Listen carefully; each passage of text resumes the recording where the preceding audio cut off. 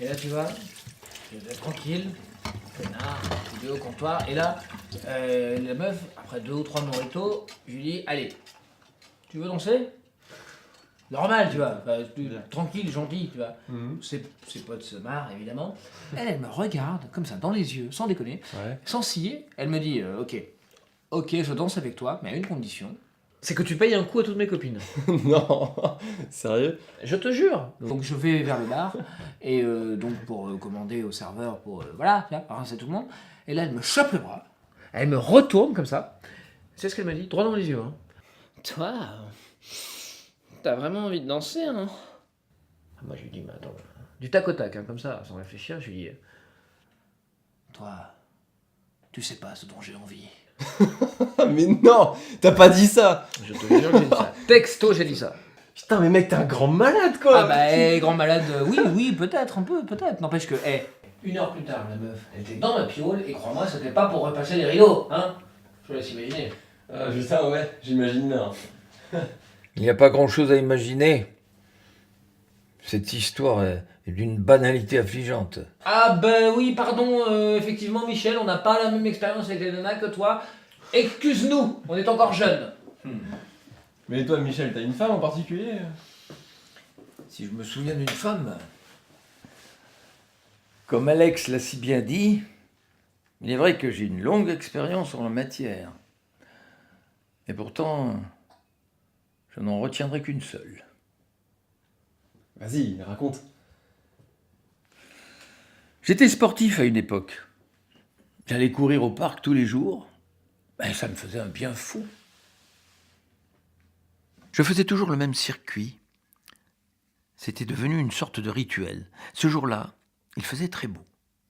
J'arrivais en fin de parcours, je longeais le cours d'eau qui traverse le parc, et c'est là que je l'ai vue. Elle était seule, elle donnait à manger aux oiseaux. Je ne sais pas ce qui m'a stoppé dans ma course. Elle était jolie, mais pas plus qu'une autre. Et pourtant, elle avait quelque chose, une sorte d'aura, de mystère qui émanait tout autour d'elle. Je me suis approché sans savoir ce que j'allais lui dire. D'ailleurs, je n'ai rien dit. Je suis resté là, près d'elle, sans un mot. Puis je me suis rapproché encore, de plus en plus près. J'appréhendais le moment où nos regards se croiseraient, mais ce moment n'est jamais venu. Elle continuait à nourrir les oiseaux, comme si je n'étais pas là. Pourtant, il paraissait impossible qu'elle ne me remarque pas. À un moment donné, je me suis planté devant elle, franchement, et c'est là que j'ai compris. Cette femme ne faisait pas semblant. Elle ne me voyait pas. J'étais comme invisible. Je l'ai suivie jusqu'à son lieu de travail. Elle vendait des petits pains au chocolat, vous connaissez la chanson. Bref, je me suis présenté devant le comptoir comme un client, et toujours rien. À ses yeux, je n'existais pas. Était-ce une chance? Une malédiction? Toujours est-il qu'à partir de cet instant, je me suis résolu à la suivre partout, à ne jamais la quitter. C'est beau. Oui, je voulais être avec elle, tout simplement, et tout connaître de ses habitudes, ses joies, ses peines. Cette femme m'avait littéralement ensorcelé. C'est ainsi que je la retrouvais chaque matin, en bas de chez elle. Je la suivais comme une ombre, au parc, au café, à la boulangerie. J'étais là, avec elle, et cela me suffisait. Je la suivais dans ses moindres gestes, ses moindres regards, et puis je la raccompagnais chez elle, jusqu'au lendemain matin, et ainsi de suite, tous les jours de la semaine. Et puis un matin, je ne saurais l'expliquer, quelque chose a changé.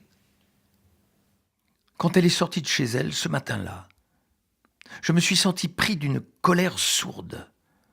Dès que je l'ai vue pour la première fois, j'ai eu envie de lui faire du mal. Nous sommes allés au parc, comme tous les matins, et là, je ne sais pas ce qui m'a pris, j'ai commencé à la déranger. La déranger? C'est-à-dire? Je l'ai bousculée. Elle a réagi, bien sûr, et elle a commencé à regarder autour d'elle, un peu paniquée. Elle a fui sans demander son reste, et puis elle s'est réfugiée sur cette terrasse de café qu'elle connaît si bien. Je sentais bien qu'elle était perturbée, alors j'en ai remis une couche. J'ai continué mon petit jeu toute la journée. Je ne l'ai pas lâché à aucun moment. Si vous aviez vu sa tête, on aurait dit un petit animal pris en chasse. Elle a quitté son lieu de travail sans demander son reste, et moi, j'étais juste derrière elle, sur ses talons. Je la pinçais, je la griffais, je lui laissais aucun répit, aucun. Elle est rentrée chez elle, et je suis resté là, encore une fois, au pied du mur, devant la porte. Allais-je enfin me décider à entrer? Allais-je devenir ce monstre que je craignais de devenir une fois pour toutes? Je n'ai pas réfléchi très longtemps. Je suis passé de l'autre côté. T'es entré?